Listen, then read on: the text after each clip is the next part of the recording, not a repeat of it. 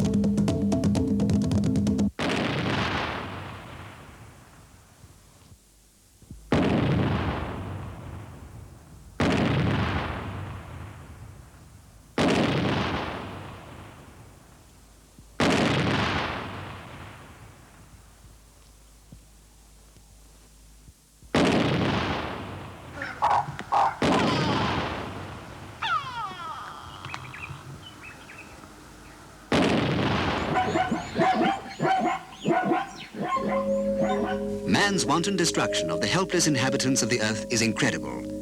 In the last 50 years, 76 species have become extinct. African wildlife population has been reduced to 1/10 of what it was even 50 years ago. In 5 years, poachers have taken 20,000 leopards out of Central Africa, and over 4,000 zebra skins were traced to just one big-time poacher. More than 100 years ago, James Froude observed that wild animals never kill for sport. Man is the only one to whom the torture and death of his fellow creatures is amusing in itself.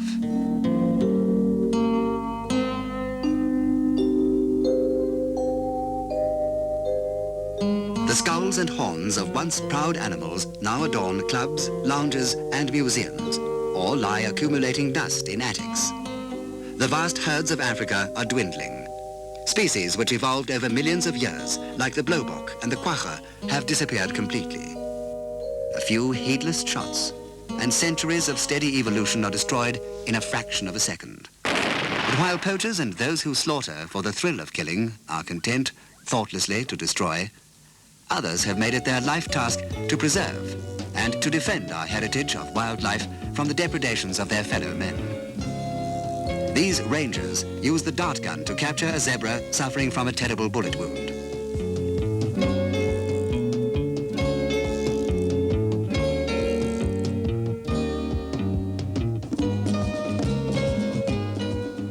Deft fingers operate, extract, and administer mercy.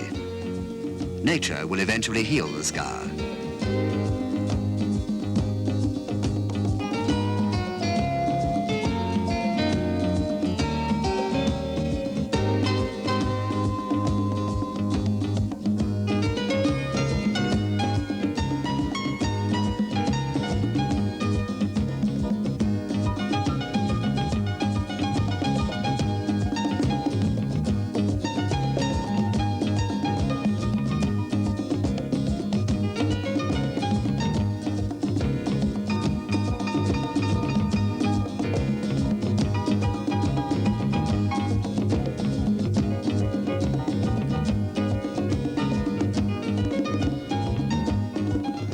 The continued existence of many forms of wildlife is progressively threatened by the rapid expansion of modern civilization.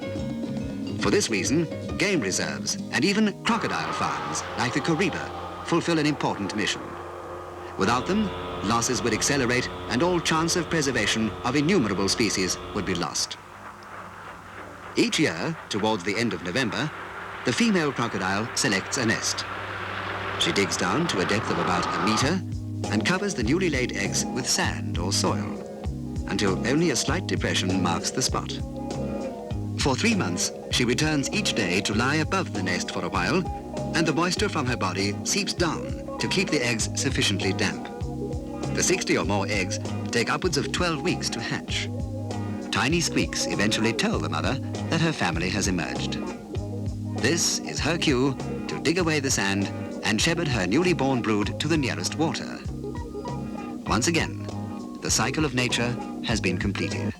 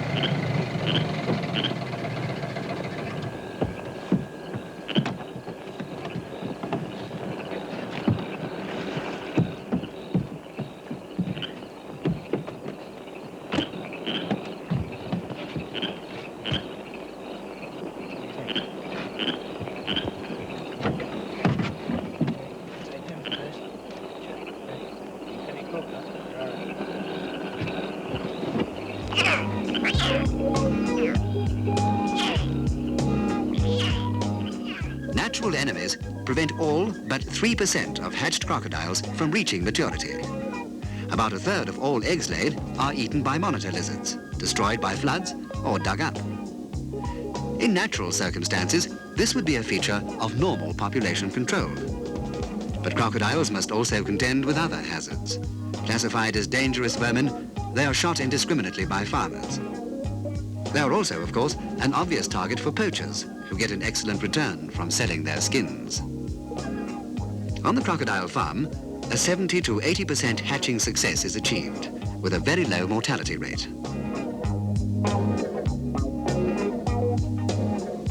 To maintain and even increase the original crocodile population, 5% of all eggs hatched on the farm go back into the waters of Lake Kariba.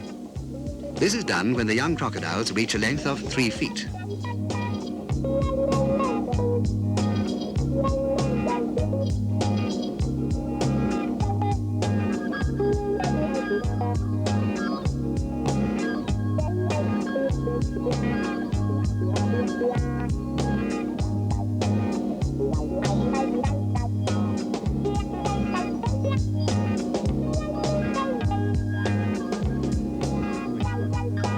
No, I haven't done. Just stuck them in alcohol. No. 481 pounds.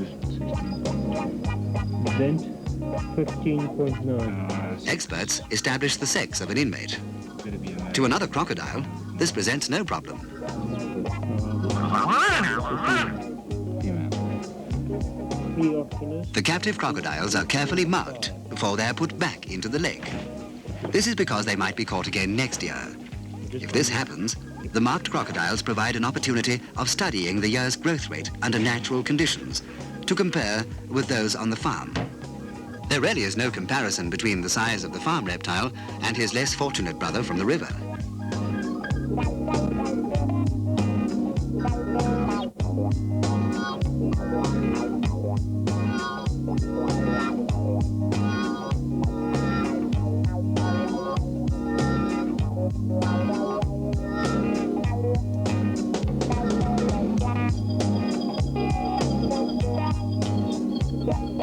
The crocodile's nervous system remains active for 24 hours after killing. Here is a secure sanctuary for the slimy scavengers of the deep. Although many will end up as luxurious shoes, purses, or handbags, the continuation of the species is ensured. Man's impulse to destroy for pleasure or profit has been momentarily checked.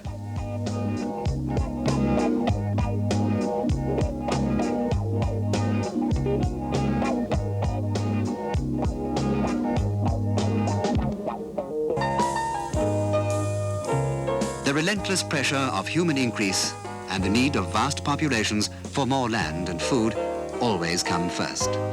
More and more acres are given to agricultural development or are turned into collective tribal trust lands. This population explosion leads to the unfortunate conclusion that game reserves can be better utilized as agricultural holdings. However, one African Department of Agricultural Economics has produced some interesting facts and figures. The potential estimated agricultural income of one large reserve, according to recently released figures, is just over $4 million, while the actual income from tourists in this reserve for the same financial years exceeds this figure by over $600,000. Thus, the actual income from tourists already exceeds the estimated possible income from agriculture, and it's very doubtful whether the agricultural income would be capable of an annual increase to narrow the existing gap. With steadily increasing human wealth and leisure, it is clear that the game reserves will play an increasingly important part as sources of revenue and education. Doubtful economics should not be permitted to endanger their survival. Even legendary Serengeti has been turned over to human settlers, and its teeming thousands of zebra and wildebeest now seem doomed to gradual extinction. How disastrous if these wild treasures are obliged to give way to the immigrant donkey or the rapacious goat, symbol of feckless farming and depredation of the land. Moving rhino out of tribal lands into protected game parks is an everyday occurrence in Africa. 9 out of 13 animals caught in this area were victims of the cruel snares of poachers. Operation Rhino Rescue is planned like a commando exercise.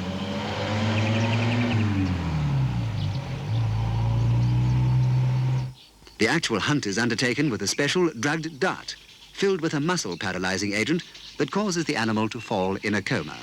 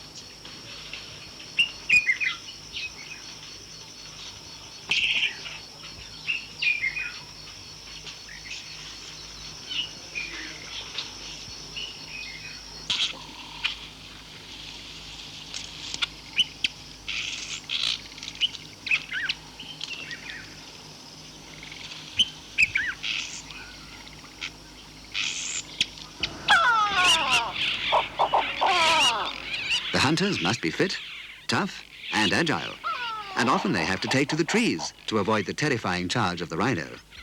414141, this is 41 Mobile. Have darted car with craft heading toward Missouri. Sending scout to guide you, over. Roger, sending truck up, 41 standing by. Roger, 41 Mobile out. The rhino is NATO's equivalent of the steam engine of bygone years. Fortunately, it will be comparatively easier to get old Thickhide back onto the right tracks again.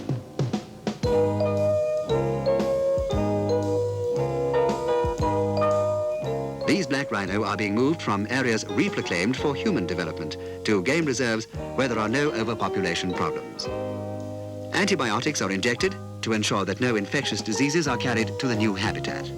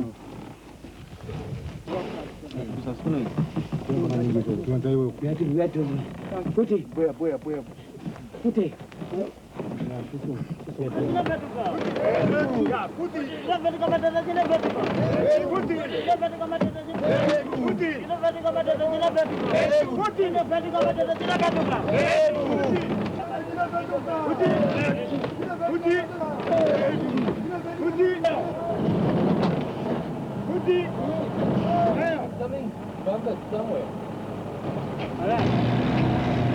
powerful winch is used to lift the 2 to 3 tons of black rhino onto the track. This largest land mammal after the elephant has been hunted remorselessly for the supposed aphrodisiac qualities of his horn. In fact, it's not a real horn at all, but a mass of vertically packed fiber growing from the skin, which can quite easily be removed by the swipe of a sharp axe or knife.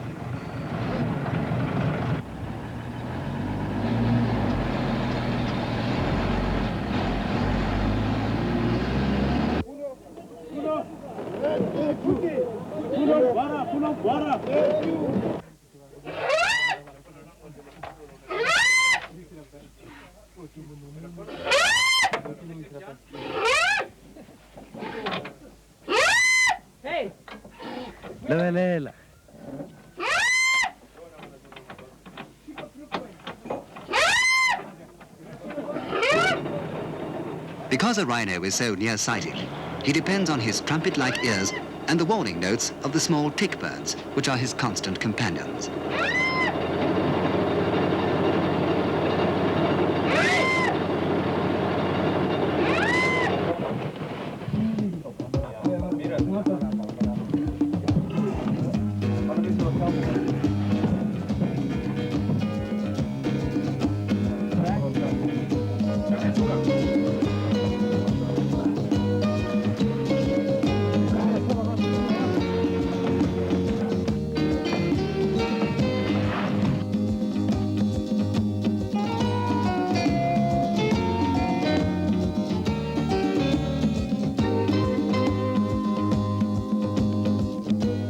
This cow had not received the mercy dart, she would have been dead within a month from this festering wound. This would have been a double tragedy, since her unweaned calf was not yet old enough to fend for itself. The ranger's skill ensured that this precious pair found a new and secure home.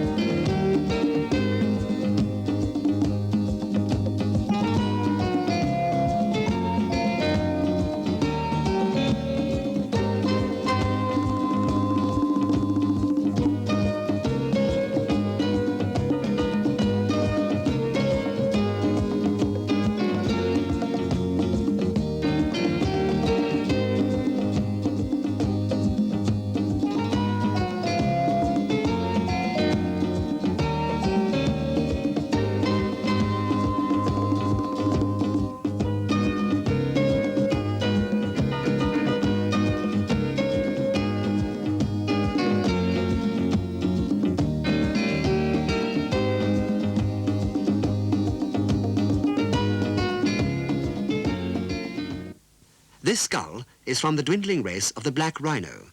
He was killed by poachers who were caught before they had succeeded in removing the horn.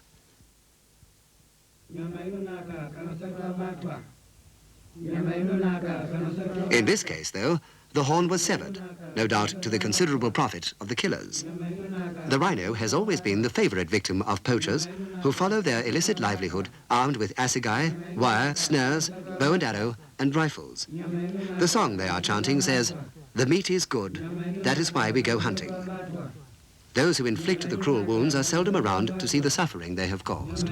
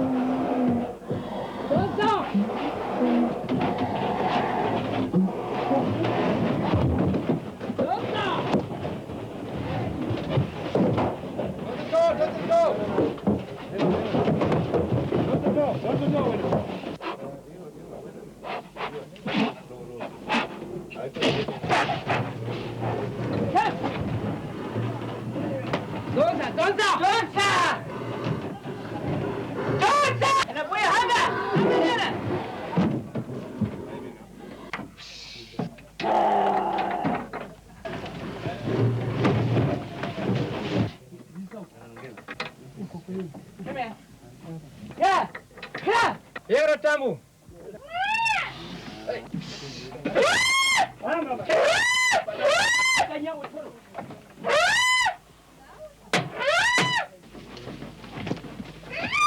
Watch your head now, eh? Watch him.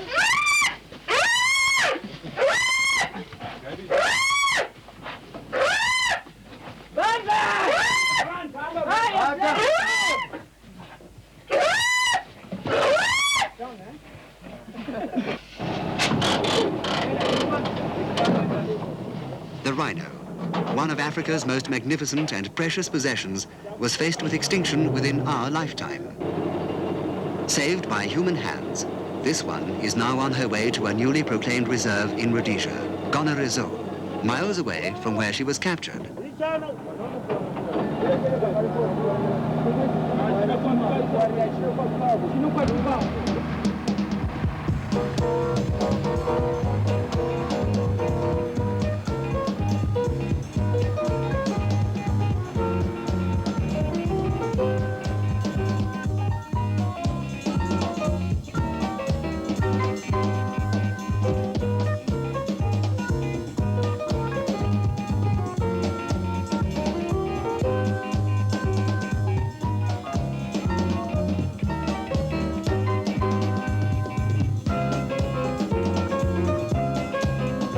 Here, after her release from the specially constructed boma, she will savor the sights and sounds of her African homeland.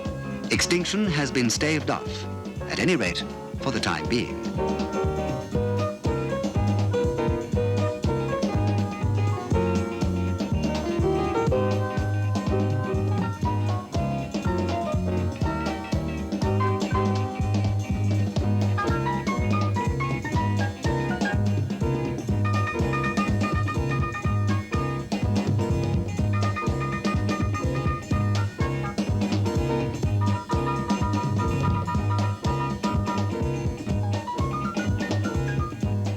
While new game reserves are proclaimed, others disappear at the stroke of a pen or the whim of a government to make way for human settlement.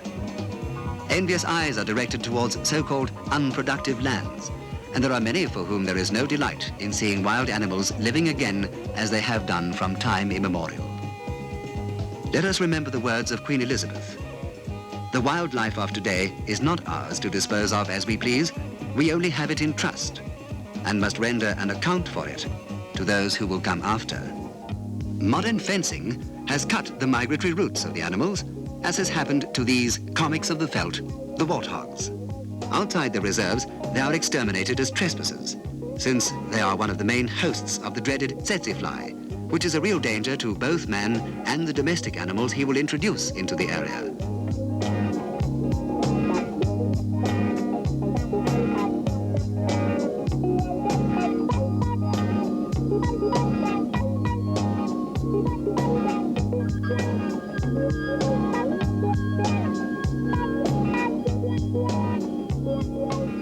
The nocturnal lairs of the warthogs, into which they always reverse when retiring for the night, are traced and kept under observation.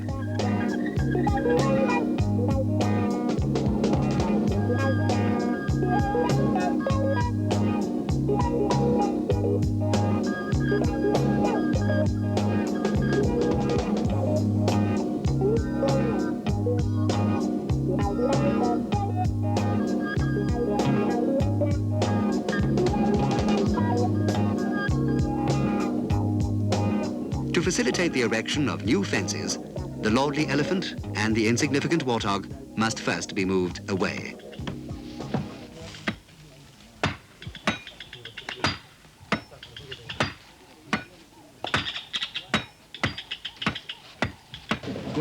Poles are pushed into the holes before dawn.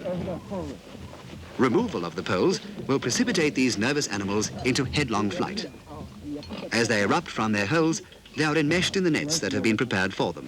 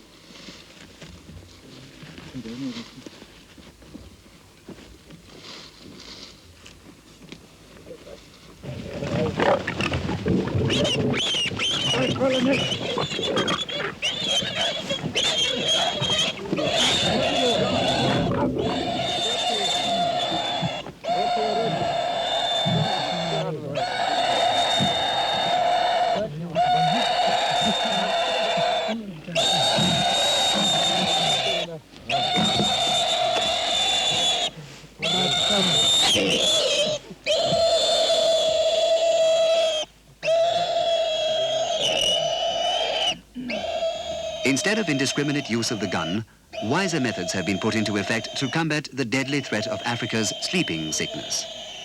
Human progress and growth inevitably disturb the ancient processes of natural change and evolution. Only devoted conservation can provide a background in which these processes can proceed along their ordained courses.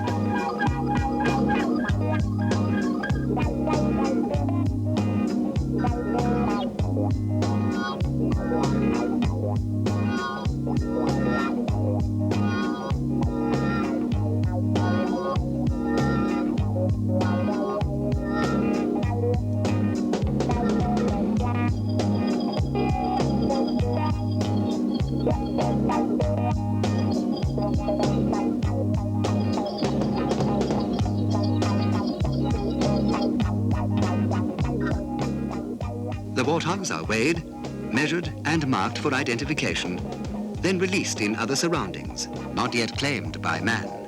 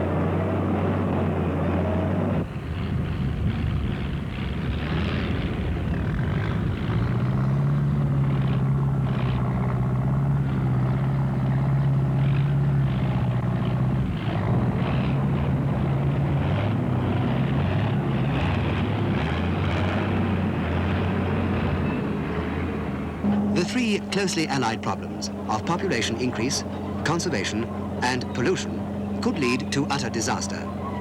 Only human ingenuity and foresight on a hitherto unprecedented scale can bring the solution that is needed, not at some far-off date in the future, but here and now. Industrial and chemical pollution and man's swiftly escalating encroachment onto the countryside turn once fertile land into sterile desert or concrete jungle. The great land-gobbling machinery moves in to create new towns, new cities, and vast road complexes. Man sits helpless in his new ivory towers, while the land that sustains him is steadily vanishing. In California, for example, 110,000 acres of good agricultural land are lost every year to development or erosion.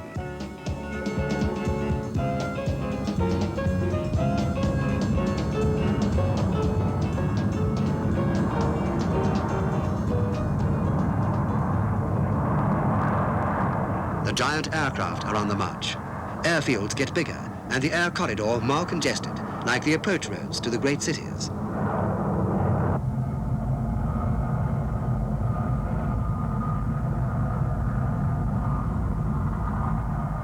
More noise.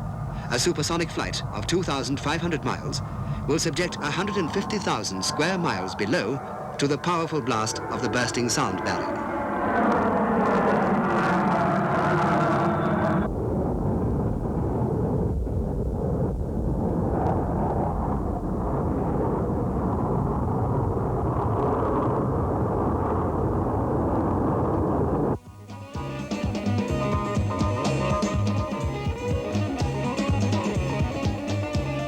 More poison is poured into the air by the mass of aircraft, by millions upon millions of cars and trucks, by the belching smokestacks of mines, foundries and factories, from the homely fireplace, from forest and bushfires, and from inadequate attempts to burn the unbelievable mass of human refuse.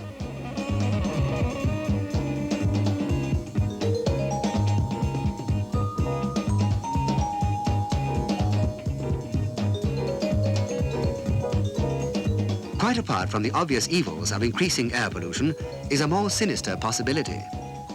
A much greater density of the atmosphere could eventually cause a temperature rise, sufficient to melt the polar ice cap, which in turn would submerge vast areas of the present landmass. Amongst the more disgusting of our attempts to make the world uninhabitable is our treatment of water, the most basic essential, after air, to all forms of life. First dams, then lakes, rivers, seas, and before long oceans are befouled by an endless pouring of effluent, of excrement, of human trash, and waste of every kind, until the waters become dead. The rich harvest of the sea, which scientists have counted a precious asset as the land harvest becomes unable to support the human race, is in danger. Already diminishing, and in places like the Mediterranean almost gone, marine life is increasingly subjected to outpourings of filth from the rivers, to dumping of deadly poisons, and to radioactive contamination.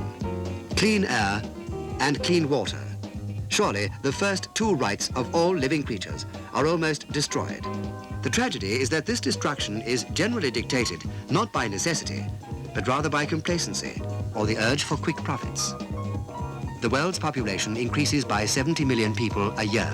By 2000 AD, today's 3,5 billion will have doubled, and at this rate, by 2500 AD, there will only be 1 square yard of dry land for every human being. Barring catastrophes or global wars, we all face a problem of survival.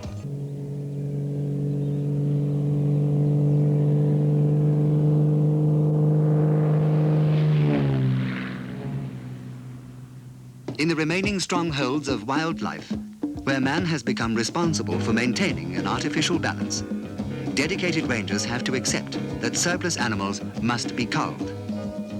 The methods of game culling are infinitely more effective and humane than the way in which such animals died in overpopulated areas in the past. In one particular national park, elephant have eradicated 24 different kinds of tree. Their habit of pushing over entire trees to feed off only a few leaves or roots, or of stripping off the bark of the largest acacias, can be disastrous to their own environment. In one 3-mile stretch, rangers counted 700 completely uprooted trees. to this, the really staggering figure, that an elephant consumes around 270 kilograms of food per day, while 160 litres of water disappear at drinking time, and it is easy to understand the damage that a herd of elephant does in a confined area where they cannot move to new pastures and nature can no longer limit their numbers.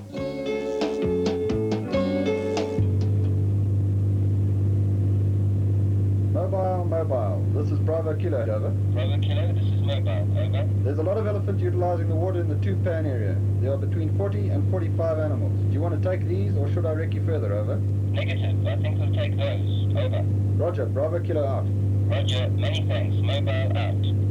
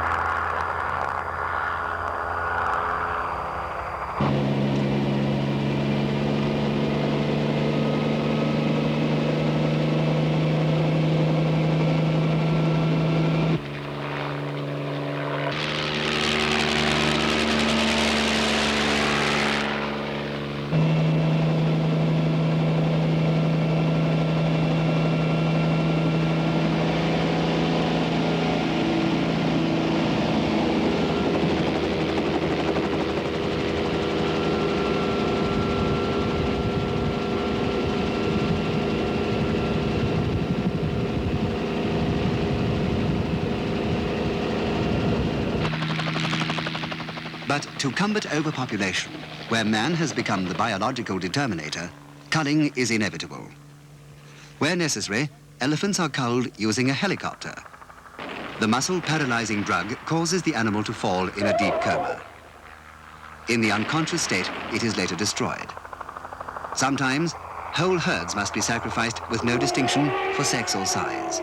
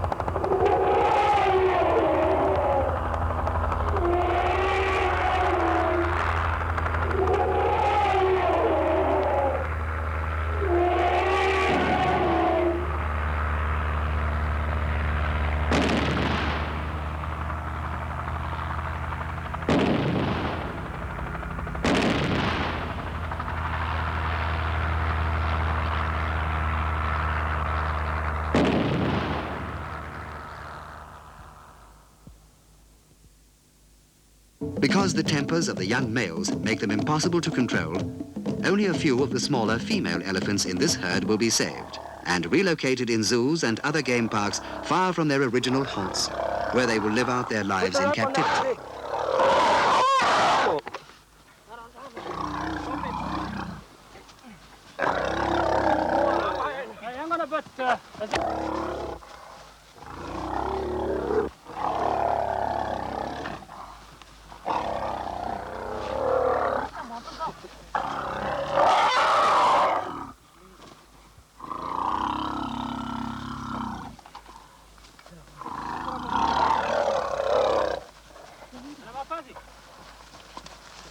Let me grab it.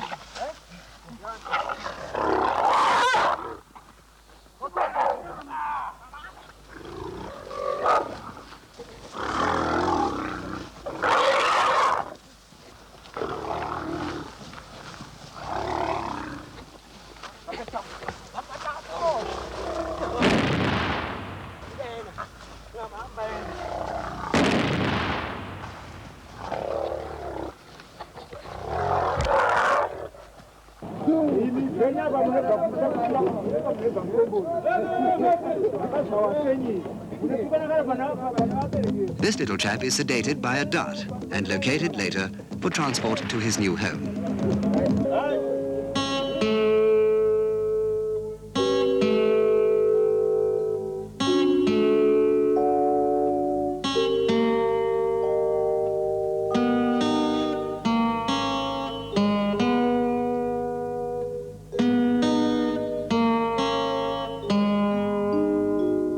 Note the mammary glands of the elephant cow. They only have the two glands situated between the front legs and not the back as might be expected. Only skins and ivory are removed, the meat being left to the scavengers. The earliest fossil remains of the elephant were found in Egypt and date back some 50 million years. Contrary to popular belief, the average lifespan of these animals does not exceed that of man, although ages of 70 years have been recorded. Elephants weigh between 6 and 7 tons, and a tusk length of up to 11 feet 5½ inches has been recorded. This piece of ivory weighed 226 pounds. The animal's sense of smell is situated in the trunk, and as it gets older, the trunk is one of the first organs to deteriorate. This makes it difficult for him to drink. His breathing is affected, and eventually he dies. Will it come to this, where the ageless breed, the last of the Earth's great pachyderms, are slaughtered without mercy or thought for tomorrow? Shall we permit the annihilation of everything that has so far managed to survive with us? The destruction of human works is temporary. What man has done once, he can do again. But destroy a part of nature, and it is lost forever. By diminishing our heritage, we diminish ourselves, and with ourselves, all those who come after.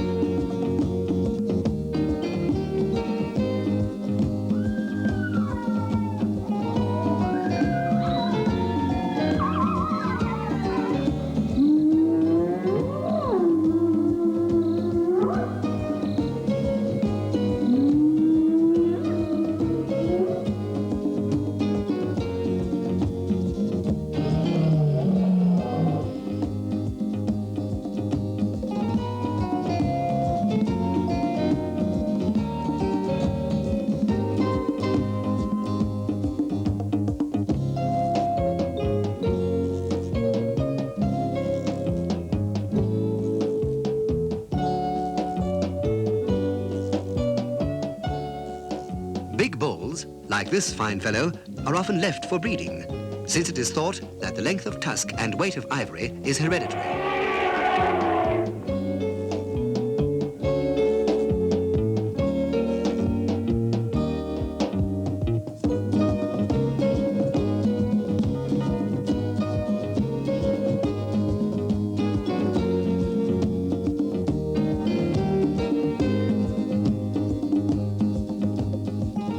Once the main herd has been driven off, rangers search for the sedated baby.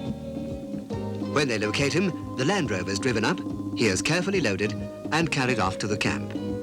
Here he wakes up to find himself with other youngsters, waiting to start a new life.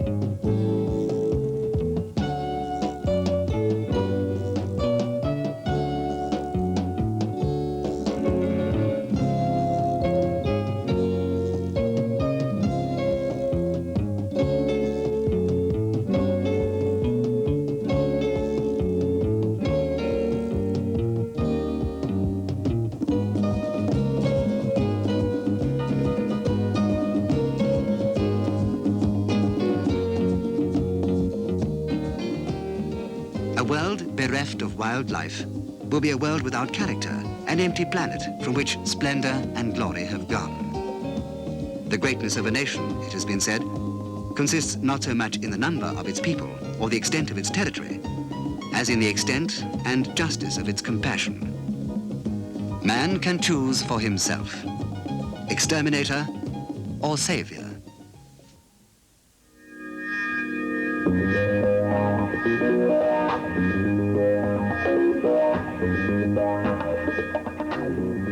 Imagine a visit to a museum in the year 2500 to see the memorial to Africa's and the world's extinct wildlife.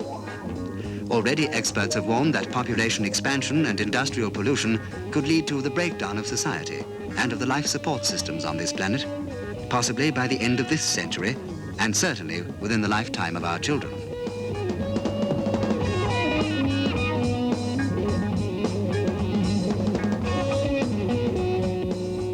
What's that, Mummy? This is an elephantine, Loxodonta africana. It was commonly called the elephant, and finally disappeared from the African continent almost 500 years ago. No more pathless jungles or reed-fringed rivers, where the call of the fish eagle rings true and clear in the afternoon sun. Gone will be the pulsating throb of the lion's roar and the shrill trumpeting of the elephant.